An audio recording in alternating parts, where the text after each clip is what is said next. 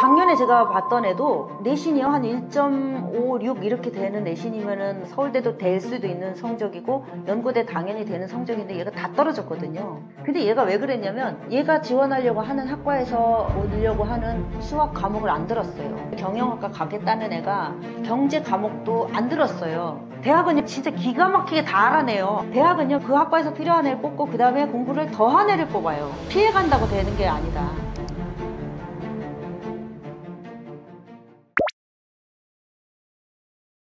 네, 앞으로 교과전형 100% 교과전형은 사라질 거다라는 얘기 많이 하잖아요. 저도 여기에 동의합니다. 왜냐면 교과가 5등급제인데 교과전형하고 학종하고 그러니까 학생부 교과전형이 있고요. 학생부 종합전형이 있어요. 학생부 교과전형은 이제 뭐냐면 학생부가 교과 영역이 있고 그 다음에 비교과 영역이 있잖아요. 종합전형은 교과하고 비교과를 합친 거고 교과 영역은 교과 영역만 본다는 건데 교과 영역을 어떻게 보냐면 정성평가하지 않고 정량평가해요. 그래서 정량평가한다는 거는 그냥 무슨 숫자만 보겠다는 거예요. 그래서 무조건 1.0에 수렴하는 학생이 가장 우수한 학생이에요. 근데 학생부 종합전형은 사실 2.0인 애가 서울대 합격하는데 1.5인 애가 떨어지기도 해요.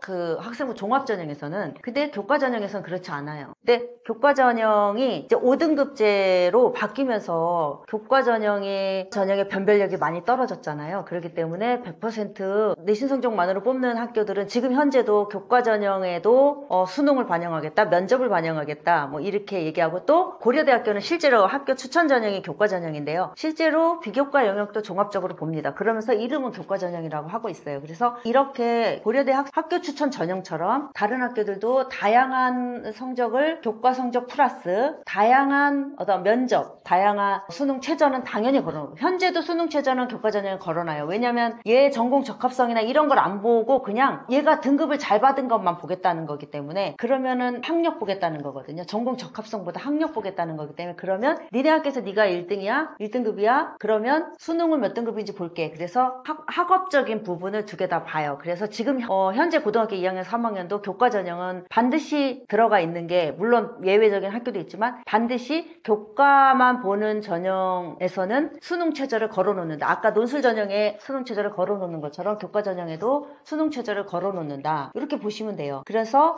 교과 100% 전형은 사라질 거고 교과 플러스 수능, 교과 플러스 면접, 교과 플러스 학교생활 기록부, 뭐 비교과 활동 이런 것들을 다 붙일 거예요. 교과에다가. 그러면 교과에다가 그것들을 다 붙이면 어떻게 되겠어요? 학생부 종합전형하고 별 차이가 없습니다. 네, 그래서 학생부 종합전형하고 비슷해지는 거예요. 그래서 100% 교과 전형은 사실 뽑을 수도 없고 현재도요.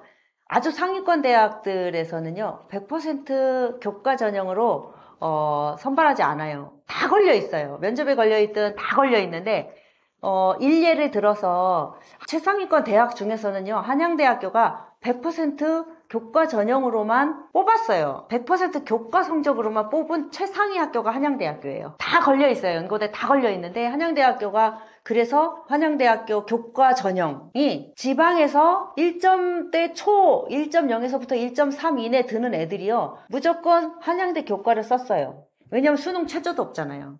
제가 아까 말씀드렸듯이 교과 전형은 다 세트로 수능 최저가 들어가 있다 그랬잖아요. 근데 한양대학교는 과감하게 수능 최저도 안 보겠다. 그냥 우리는 내신만 정량적으로 보겠다. 이렇게 해가지고 수년간 학생을 뽑았어요. 그래서 학생부 교과 전형으로 한양대학교 합격 컷이 몇일 것 같으세요? 컷이 1.3이에요. 컷이. 그러면은 서울대학교 지금 성적이에요. 이게. 그리고 일반 전형이 1.3이면 엄청 높은 거거든요. 그러니까 서울대학교보다 높아요. 다른 거 하나도 안 보니까. 그러면 이제 대학 입장에서는 컷은 되게 높은데 들어오는 학생들은 어떤 학생들이겠어요? 보통 수능으로 전국 단위의 어떤 실력을, 학력을 검증하지 않은 애들이기 때문에 힘들잖아요. 그러니까 한양대학교가 그걸 포기했어요. 100% 교과 전형을 포기하고 2025년도 작년이네요. 작년도부터 수능 최저를 부활했습니다. 그래서 반드시 100% 교과 전형은 지금도 상위권 대학에서는 없고요. 앞으로는 반드시 교과 성적이 좋은 거 하나만 가지고 학생을 뽑지 않는다. 반드시 붙인다. 이거를 염두에 두셔야 할 것 같아요. 5등급제로 내신이 이제 바뀌었을 때 중간 성적대 학생들이다 그러면 몇 등급일까요? 1등급이 10%고요. 2등급이 33%까지예요. 그리고 3등급이요 66%예요. 2등급 중반 때부터 이제 중간 성적대라고 하는데 입시에서 사실 중간 성적대는 별 의미가 없는 것 같아요. 네, 중간 성적대가 수용될 수 있는 그러니까 9등급제에서요. 9등급제에서 중간 성적대가 9등급이니까 4.5잖아요. 4등급, 5등급은요, 입시에서 유의미한 등급이 아니에요. 뭐, 예를 들어 내가 5등급, 6등급이다, 그럼 우리 중간이라고 생각하잖아요. 근데 9등급제에서 4, 5, 6등급은요, 사실 이 내신으로 대학에 원서를 넣을 수 있는 학교가 별로 없어요. 그리고 현실적으로 지금 학령 인구 줄어들고 대학이 학생을 모집 못 하잖아요. 그래서 사실 5, 6등급 내신이라면 내 내신을 활용해서 경쟁을 해서 대학을 가지 않아도 그냥 대학은 갈 수 있다. 그렇게 보시면 될 것 같아요. 그런데 이제 5등급이 됐을 때 5등급으로 바뀌었을 때 2등급 한 중반대라고 될 것 같아요. 2등급 중간 정도가 중위권 아이들일 것 같은데 또 이것도 마찬가지로 내가 어느 학교에 있느냐에 따라 조금 다를 거고 5등급제가 됐을 때는 지금 고등학교 1학년 애들은요 뭐가 없냐면 표준 편차가 표기가 안 됩니다. 학생부에 표준 편차가 표기가 안 돼요. 그래서 이 학교가 어느 정도 수준의 학교라는 거를 사실 대학 입장에서는 가늠하기가 쉽지 않아졌어요. 그 대신 이제 표준 편차가 없어지는 대신 뭐가 생겼냐면 A등급 비율, B등급 비율 5등급제를 등급도 표기하고 생기부에 등급도 표기하고요. 그 다음에 A, B, C, D, E 성취율도 표기를 해요. 그런데 A, B, C, D, E 등급이 A가 몇 프로고 B가 몇 프로고 C가 몇 프로고 D가 몇 프로고 E가 몇 프로라는 것까지 다 표기를 하게 돼 있어요. 대학 입장에서는 참고할 만한 거는 뭐냐면 A등급 비율이 얼마나 되나 A등급이 많으면 좀 공부를 하는 학교 이렇게 볼 가능성도 있고요. 그런 변수들이 있고 얘가 들었던 과목이 있고요. 그 다음에 얘가 비교과에서 활동했던 탐구 프로젝트라든지 동아리에서 했던 것들이라든지 이 내용들 얘 세특에 적힌 거라든지 이런 것들을 다 참고해가지고 2등급 중반대다 라고 했을 때 내 학생부가 전공에 대한 전공 적합성이라든지 활동의 어떤 열정 이런 것들이 굉장히 높고 그 다음에 내가 이 과목은 이 학과에 들어오기 위해서 이 과목은 나한테 반드시 필요한데 이 과목이 너무 듣는 애들이 적어서 등급이 잘 안 나오는 과목이에요. 그럼에도 불구하고 나는 나한테 필요하니까 이 과목을 들었어. 그런 애들은 그런 학생부다. 들었던 과목과 얘가 뭐 세특이나 비교과에서 했던 탐구 활동의 깊이 이런 것들이 깊다고 하면은 저는 학종을 해보라고 하고 싶어요. 그런데 그런 것들이 깊이도 내가 잘 모르겠고 내가 이건 어려운 과목이고 등급받기 어려우니까 안 들었고 이렇게 다 피했어요. 그리고 이 학과에서 굉장히 중요하게 보는 과목들에 대한 성적이 내가 안 좋아. 예를 들어 나 공대 가고 싶은데 뭐 기하도 안 들었거나 성적이 낮거나 수학 미적 2를 안 들었거나 이런 상황이다. 그리고 비교과 활동도 물론 이제 객관적으로 판단을 받아봐야 되겠지만 비교과 활동도 그렇게 내가 깊이 있는 활동이라고 볼 수 없어. 그러면 얘는 학생부의 경쟁력이 그렇게 높다고 볼 수는 없거든요. 그래서 내신 성적이 또 2등급 중반에서 3등급 이렇게 넘어가서 중간 정도까지 갔다 그러면 사실 저는 논술 전형을 지금 현재로서는 논술 전형밖에 없어요. 수시에서는. 논술 전형을 같이 병행해서 가야 되지 않을까. 그래서 애들이 고등학교 2학년 정도 되면 알아요. 성적이 그렇게 변하지도 않아요. 고등학교 2학년 정도 되면 이미 결정이 났다고 보셔야 되거든요. 성적이 드라마틱하게 성적이 오르고 우상향되고 이런 거는 사실 별로 없어요. 옛날에는 3학년 성적의 비중을 굉장히 높게 대학에서 평가를 했는데 지금은 다 고르게 평가하는 추세거든요. 1학년, 2학년, 3학년. 그래서 3학년 때 과목 3학년 때 등급이 확 오르지 않기 때문에 보통 고등학교 2학년 한 5개 학기를 수시까지 본다고 했을 때 3개 학기 정도가 성적이 나오면 그러면 3개 학기면 1-1, 1-2, 그 다음 2-1이잖아요. 그 다음 2-1 성적까지 나오면 결정이 거의 됐다라고 보셔야 될 것 같아요. 그러면 그때부터 1년 남았잖아요. 2-1이면 2학년 1학기니까 2학년 1학기가 끝나면 얘가 대학 가기 딱 1년 남은 시점이거든요. 그러면 그때부터는 내가 논술로도 몇 카드를 써야 되겠다라고 논술에 좀 관심을 가지시고 학종을 최대한 색깔에 맞춰서 좀 하되 그냥 학종으로만 올인하면 대학을 계속 밑으로 내려야 돼요. 내가 갈 수 있는 최상위 대학부터 고점을 시작으로 쭉 밑으로 내려야 돼요. 학종으로만 가려고 하면. 근데 내가 여기서 조금 올려봐야지 그러면은 논술도 생각을 하셔야 된다. 그러니까 아까 말씀드렸듯이 1년이 남았다. 1년이 남았으니까 준비할 기간도 있고 어떻게 논술을 준비해야 된다라는 거를 알아서 논술도 내가 중위권이다라고 하면 논술도 한 1년 전부터는 최소한 생각하고 공부하고 가지고 가라. 이 전략을. 그리고 중요한 거는요, 등급제 애들 다 해야 된다, 다 잘해야 된다 그랬잖아요. 수능도 해야 돼요. 수능도 가져가야 돼요. 그러니까 제가 이런 말씀 드리면 지난번에 제가 우리 애들 너무 힘들어졌습니다 이런 말씀 드렸을 때 많은 학부모님들이 다 한숨 쉬시고 너무 불쌍하다. 그런데 저는 아주 냉정하게 이런 말씀 드리고 싶어요. 입시는요, 비판의 대상이 아니라 잘 이용하는 거라고 생각해요. 입시 정책을 비판해봤자 그냥 지금까지 입시를 제가 봐온 바로는 비판하고 욕먹어도 가더라고요. 그리고 대학을 잘 보내는 엄마들은 욕하는 시간에 하더라고요. 전략을 찾고 방법을 찾더라고요. 그래서 안타깝고 아이들 너무 힘들지만, 그리고 부모님이 입시에 대해서 너무 비판적으로 얘기하면 아이들이요 좀 공부를 안 하는 빌미가 되기도 해요. 이건 진짜. 그래서 조금 감성적인 거, 감정적인 거 좀 내려놓으시고 이성적으로 솔루션을 찾는 데 주력하시면 좋겠다라는 말씀도 드리고 싶습니다.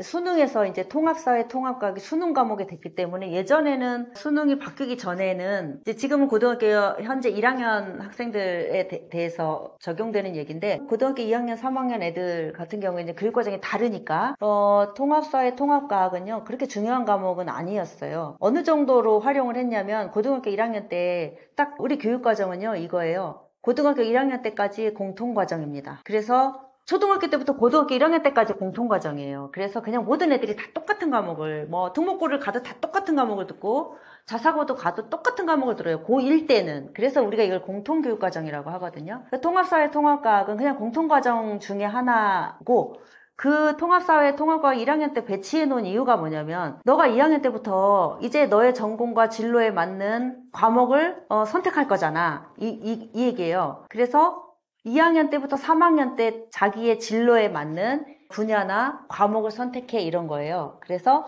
통합사회, 통합과학을 보면서 맛보기로 너의 그 진로에 맞는 것들을 이렇게 펼쳐 놓을 테니까 너 관심 있는 부분이 뭔지 한번 통합사회 과목을, 인문 계열 아이들 같은 경우는 통합사회를 통해서 네가 관심 있는 분야가 어딘지 한번 찾아봐 라는 의미의 통합사회거든요.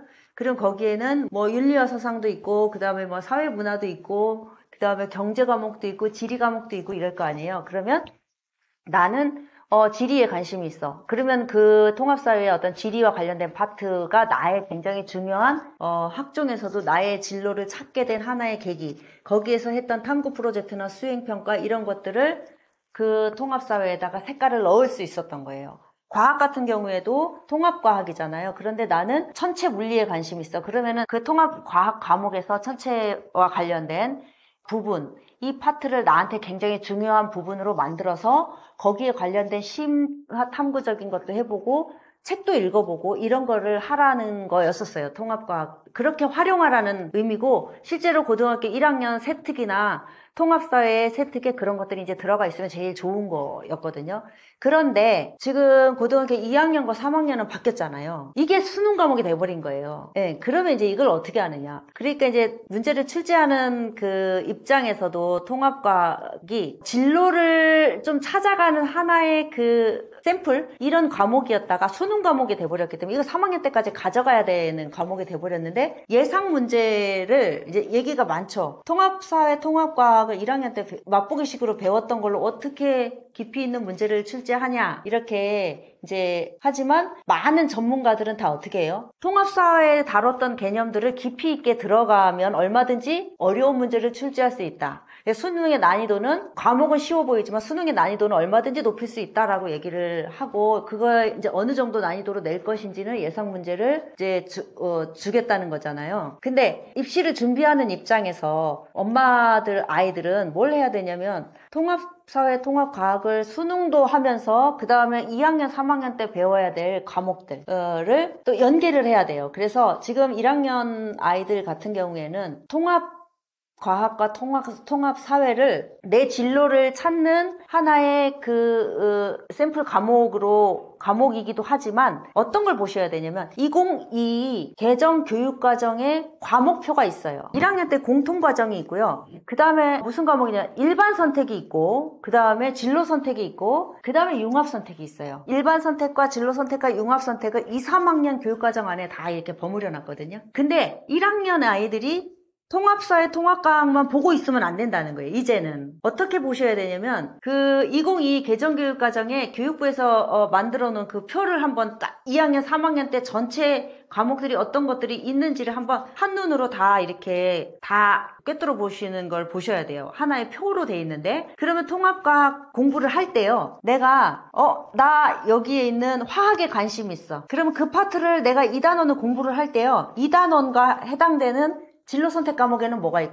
있겠어요? 화학이 있겠죠. 화학원이 있어요. 진로 선택에도 화학과 관련된 물질, 에너지 이런 것들이 있어요. 그리고 또 융합 선택 과목에도 있어요. 그러면 지금 통합과학에서 나오는 어떤 내가 관심 있는 파트 단원에 해당되는 내용의 과목들이 일반 선택과 진로 선택과 융합 선택에서 어떤 과목으로 앞으로 2, 3학년 때 펼쳐지는구나 라는 걸 보시면 돼요. 그러면 진로와 관련된 과목을 내가 집중하기도 좋고, 그 다음에 요거를 이렇게 연결해 놓으면은 나의 학생부에도 스토리가 생기는 거예요. 1학년 때 탐구 과목 이걸 만들라는 거예요. 지금 고교학점제에서는 이 연결고리를 만들라는 거거든요. 그래서 선택 과목의 어떤 종류, 유형을 좀 정리를 하자면 1학년은 전국적으로 모든 학생들이 다 듣는 공통 과목이 있고, 일반 선택 과목은요, 취지가 뭐냐면 그냥 그 과목을 위한 가장 기본적인 과목이에요. 예를 들면 경제, 예를 들면 지리, 한국 지리 이런 거 있잖아요. 이런 기본 과목이고요. 기초 지식을 위한 기본 과목이 일반 선택 과목이에요. 그 다음에 진로 선택 과목은 뭐냐면 내 진로에 맞는 과목들, 여기서부터 이제 초이스가 중요한 거죠. 그래서 내 진로와 관련된 과목들을 너 선택해서 들어라는 거고, 그 다음에 고교학점제에 새로 생긴 과목명이 융합선택 과목이에요. 융합선택 과목은 뭐냐면 과목과 과목 간의 융합. 그러니까 예를 들면 수학과 과학의 융합, 철학과 문학의 융합, 이런 과목들을 깔아놨어요.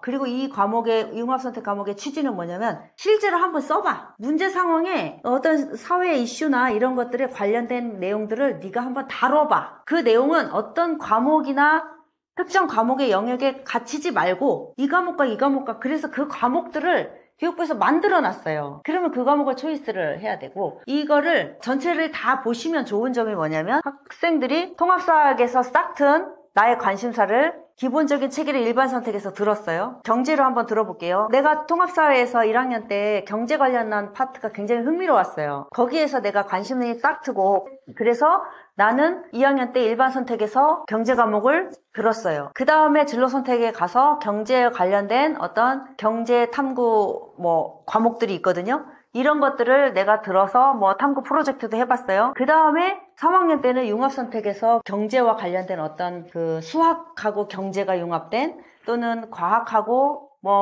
경제가 융합된 이런 과목들을 선택해서 들어. 그러면 제가 아까 말씀드린 교과 영역에서 전공 적합성이 딱 만들어지는 거예요. 그리고 이게 아까 수능에서 통합사회 통합과학에 나오는 과목들을 굉장히 심도 있게 문제를 출제했을 때도 대비가 되는 거예요. 심도 있게 출제할 수도 있다라고 얘기를 하잖아요. 근데 심도 있게 출제를 했을 때 그 얘기는 대학 과정까지 간다는 소리가 아니거든요. 고등학교 과정 안에서 심도 있게라고 하는 거기 때문에 융합 과목까지도 안 갈 거고, 진로 선택 과목이나 일반 선택 과목 안에서 깊이 있는 내용으로 가져갈 거예요. 그러면 이런 방식으로 공부를 통합사회 통합과학을 활용을 한다라고 하면, 저는 진로와 관련된 교과 영역의 디자인도, 내 전공과 관련된 디자인도 할 수 있고 깊이 있는 공부도 할 수 있고 더불어 수능도 대비할 수 있다라고 생각을 합니다. 이게 가장 좋은 방법이라고 생각을 해요. 이렇게 통합과학과 통합사회를 접근하는 것을 지금부터 설계를 하셔야 될 것 같아요. 심화수학이라는 게 지금 이제 예전에 공통과학, 공통수학, 지금 고등학교 1학년 애들은 공통수학 1, 공통수학 2, 그래서 1학년 1학기, 1학년 2학기 때 배우거든요. 그리고서 2학년 때 수1, 수2를 배웠어요, 그동안은. 근데 이제 바뀐 입시에서는 수1이 대수로 바뀌었고, 그 다음에 수2가 미적분 1 이렇게 바뀌었어요. 그렇게 이제 바뀌었고, 그 다음에 미적분 2. 미적분 2가 이제 예전에 말한 미적분이거든요. 그래서 요 과목에서 미적분 2와 지금 고등학교 1학년 애들 같은 경우 미적분 2와 기하가 빠졌다는 거예요. 그게 이제 심화수학이 빠졌다는 거거든요. 근데 입시를 이제 계속 예전에는 문과 수학, 이과 수학 따로 봤잖아요. 수학, 가형, 나형 이렇게 따로 봤는데 이제 문이과가 이제 통합되면서 다 바뀌었는데 저는 과생들이 불리하다, 문과생들이 불리하다라는 말에 사실 조금 거부감이 있어요. 왜 그러냐면 공부를 이과생하고 문과생하고 교육과정은 분류를 하고 있지 않지만 왜 자꾸 이거를 분류를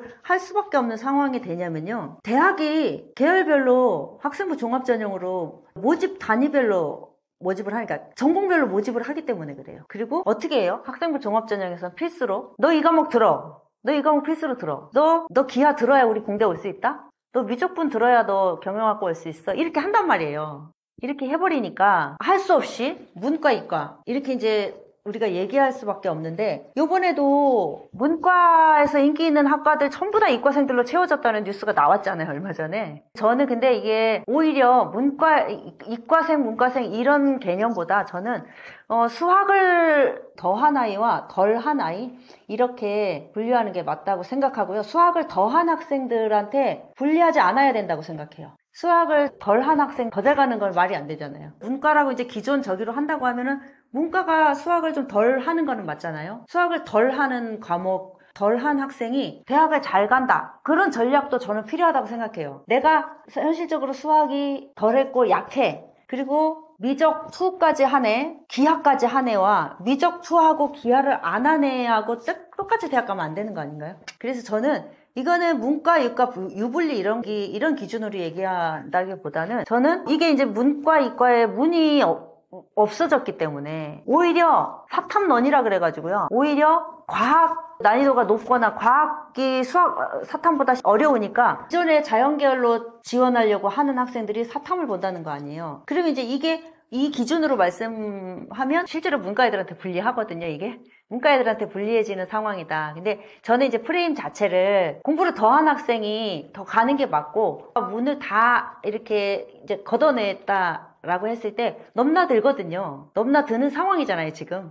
그러면은 기하를 하고 미적분 2를 공부한 애가 그걸 안 한 애보다 더 대학을 잘 가는 건 당연하다고 저는 생각을 합니다. 언론에서도 그렇고 문이과적인 그 프레임으로 얘기를 이제 하는데 문이과적인 프레임이 아니라 입시는 굉장히 냉혹하더라고요. 그래서 정말 작년에 제가 봤던 애도 정말 내신이요 한 1.56 이렇게 되는 내신이면은 뭐 서울대, 연대, 고대는 서울대도 될 수도 있는 성적이고 연고대 당연히 되는 성적인데 얘가 다 떨어졌거든요. 근데 얘가 왜 그랬냐면 얘 생활기록부를 딱 보니까요.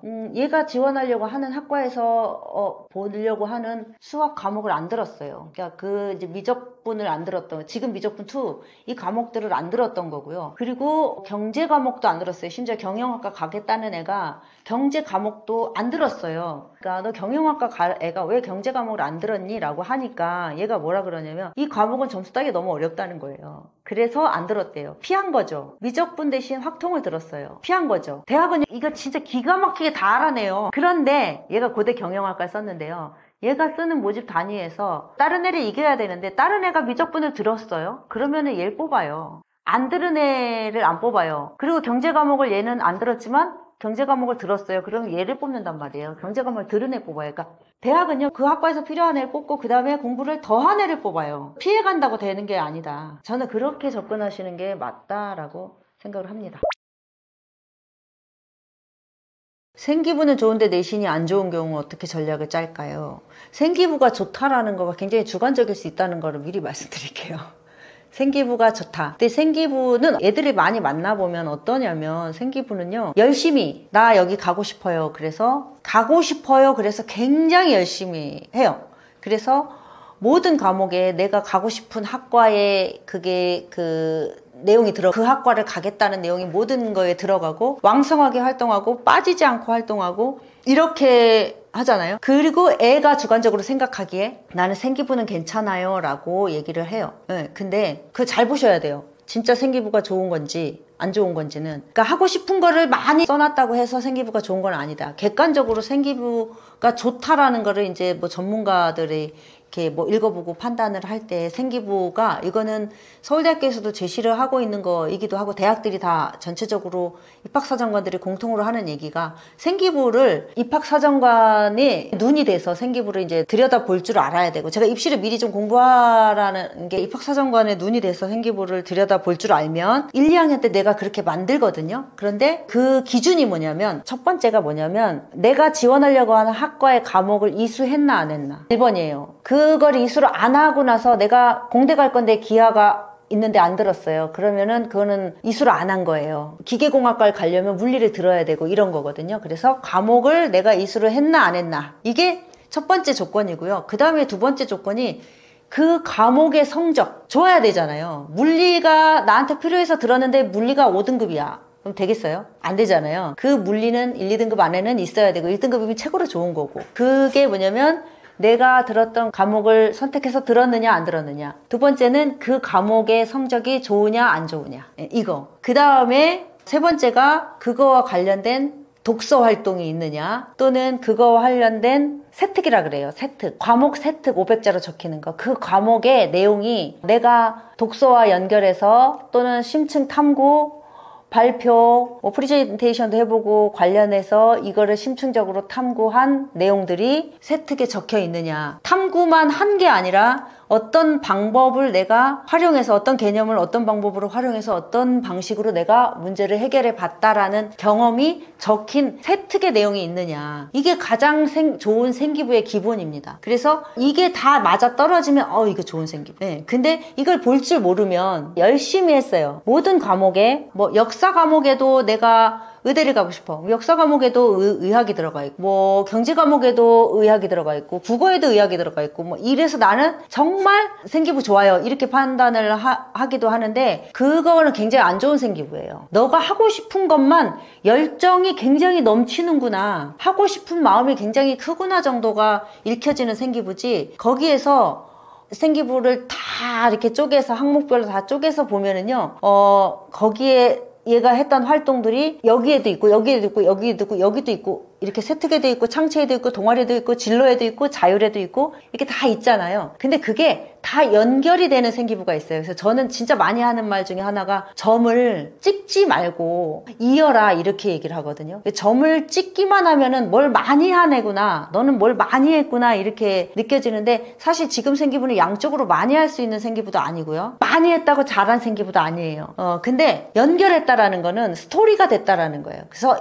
너가 여기에 관심이 통합사회에서 관심이 생겨서 경제에서 뭐를 했고 그 다음에 경제탐구 과제에서 뭐를 했고 그 다음에 융합 과목에서 뭐를 했구나 이렇게 해서 연결해서 그 과정에서 이러이러한 책을 읽으면서 생각을 확장해갔구나. 그래서 여기에서 1학년 때 네가 싹 텄던 관심사가 이렇게 확장돼서 이런 그림을 여기까지 공부를 탐구를 해봤구나. 이런 학생이구나. 뭘 했느냐를 대학의 입학사정관은 생기부를 보면서 얘가 뭘 많이 했느냐는 업적을 본다기보다는 얘가 이런 것들을 하는 성향의 아이구나. 이런 것들을 할 수 있는 가능성이 있는 아이구나. 할 줄 아고 이런 기질을 갖고 있는 아이구나. 그리고 이런 역량이 있는 아이구나 라는 거를 본다. 이런 눈을 가지고 생기부를 보시면 좋은 생기부구나 안 좋은 생기부구나 라는 거를 보실 수 있을 것 같아요. 그리고 저는 또 말씀드리지만 이걸 좀 어렸을 때 빠르면 전혀 입시와 관련 없는 중학교 때 한번 해보고 그 다음에 이제 고등학교 1, 2학년 때 이런 눈을 가지고 있으면 고등학교 때 내가 생기부를 3학년 때 다 만든 걸 가지고 내가 그때 가서 보는 게 아니라 그런 눈을 가지면 그때부터 내가 만들 수 있다라는 거죠. 만들어 갈 수 있다라는 거를 말씀드리고 싶습니다.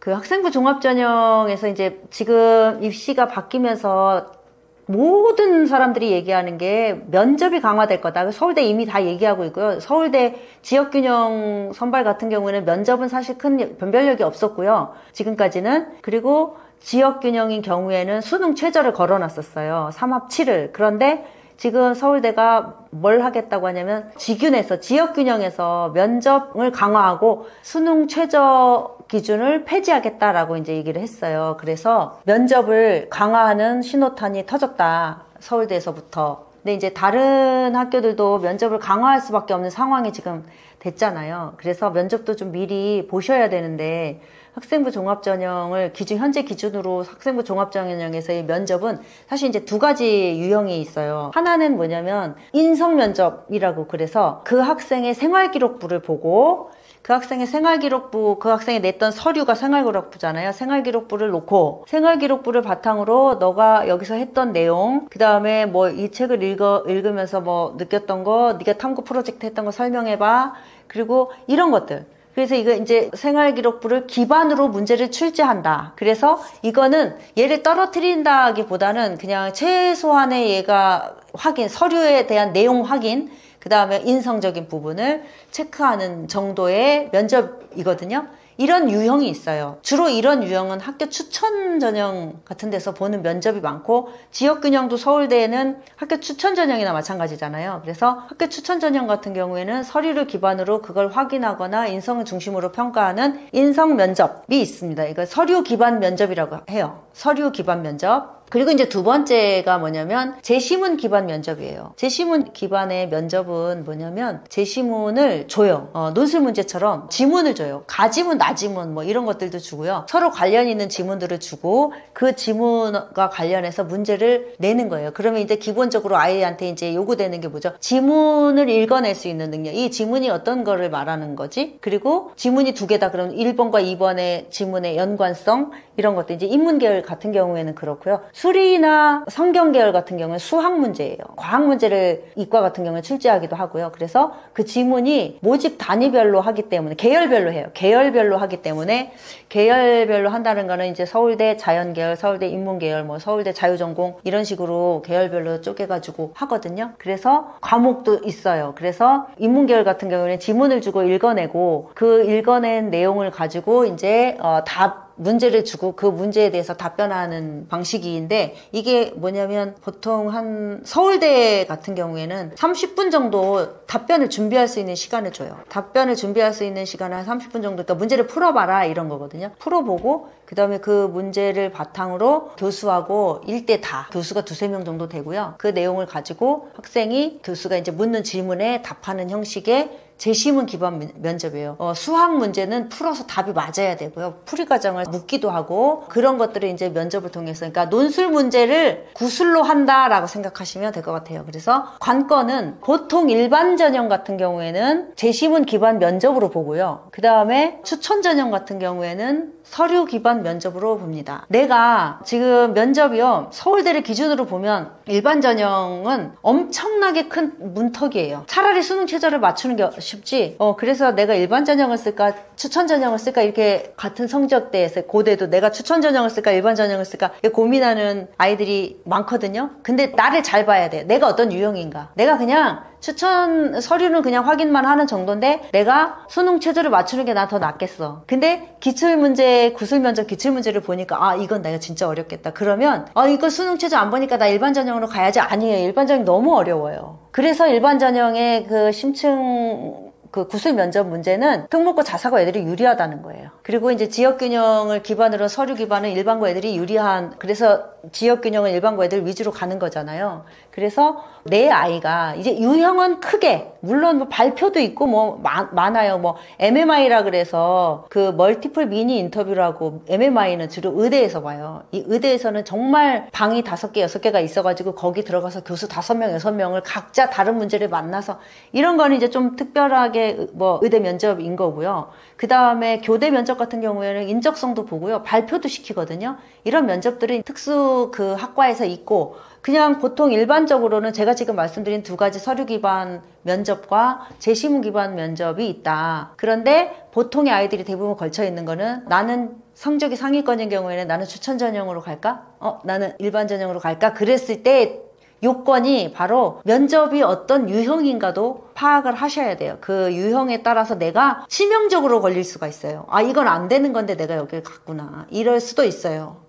그래서 내가 어디에 맞는지를 그것도 좀 미리 보시면 합격률을 훨씬 더 높일 수 있다. 그래서 면접도 저는 앞으로 면접이 더 강해질 거기 때문에 지금 고등학교 1학년, 2학년 또는 이제 중학교 또 초등학교 같은 경우에는 정말 이 토론, 발표, 그 다음에 어떤 하나의 내용, 논리력, 논리적 사고력, 독해력 이런 것들을 좀 키울 수 있는 탐구 활동이나 발표, 글쓰기, 타인과의 대화, 내 생각을 잘 글이나 말로 정리하는 훈련을 많이 할수록 구술 면접 마지막이거든요. 입시의 마지막 관문이 면접이라고 하는데 그걸 뚫을 수 있는 기반은 하루아침에 만들어지지 않는다고 생각합니다. 자, 제가 마지막으로 드리고 싶은 말씀은 오늘 기회를 주셔가지고 그 입시에 대해서 특히 고등학생들이 구체적인 입시에 어떻게 고등학교 3학년 가서 당황하는가를 제가 너무 많이 봤기 때문에요. 오늘 제가 말씀드렸던 부분을 좀 정리를 하자면 미리 하자. 입시를 위해서 내려다보는 눈을 갖기 위해서는 고등학교 1학년 때 또는 중학교 때 고3의 상황이 한번 돼보자라는 거예요. 어렵지 않아요. 왜냐면 모든 입시 정보는 다 오픈돼 있기 때문에 대학 어디가 한 군데만 들어가도요. 나라에서 하는 거니까 돈도 안 들어요. 그래서 거기에 모든 자료가 다 있으니까 한번 보시고 아이하고 같이 이거를 엄마 혼자 공부하지 마시고요. 아이하고 같이 그 내용들을 하나씩 시간 있을 때마다 보시면서 내가 고3이 됐을 때 이런 상황. 이렇게 이제 제가 입시 읽어주는 엄마를 하면서 많이 하는 게 미리 드리는 말씀이 미리 준비를 해서 고3 때 당황하지 말자. 입시가 단번에 가는 게 제일 좋습니다. 경제적이에요. 가성비가 제일 좋은 게 그 해에 가는 거예요. 한번 재수를 하면 뭐 5천만 원이 든다고 하잖아요. 그래서 그렇게 하지 않기 위해서 미리 차분하게 1학년 때부터 준비를 해서 아이하고 같이 손잡고 가실 수 있게 되기를 기원하겠습니다. 감사합니다.